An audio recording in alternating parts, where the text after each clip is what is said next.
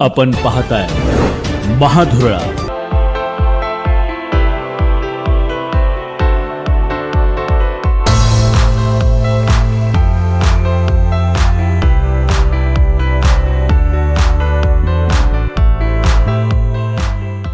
नमस्कार. महाधुरळा यूट्यूब चॅनलमध्ये मी गुरु बाळमळे आपल्या सर्वांचं मनापासून स्वागत करतो आहे.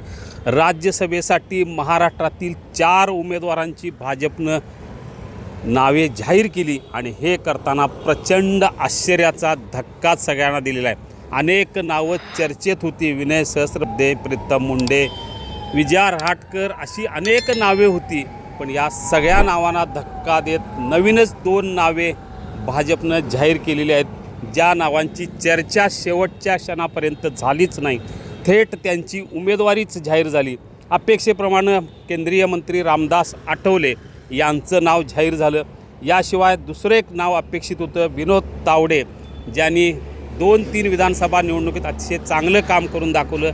बिहार असू दे किंवा अन्य काही राज्यात त्याचं बक्षीस त्यांना मिळालेलं आहे. त्यामुळे आता विनोद तावडे खासदार होणार हे नक्की झालेलं आहे. रामदास आठवले पुन्हा एकदा खासदार होणार आणि मंत्रिपद कायम राहणार हेही नक्की आहे.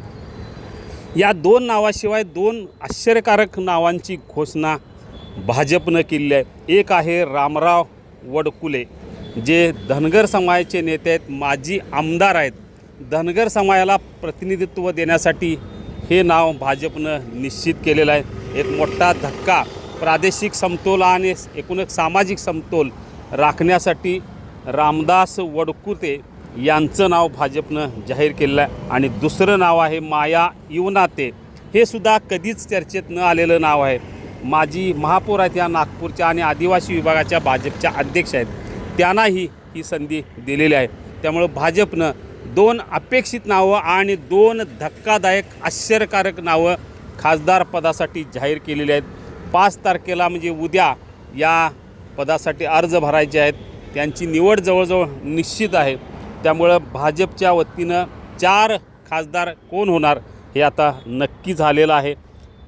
पार्थ पवार यांचं राष्ट्रवादीच्या वतीनं नाव जाहीर झालेलं आहे. आता महाविकास आघाडीच्या वतीनं कोण आणि शिंदे सेनेच्या वतीनं कोण एवढीच उत्सुकता आहे.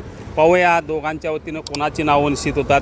एकच आता ब्रेकिंग न्यूज की भाजपनं अतिशय आश्चर्यकारक 2 नावे खासदार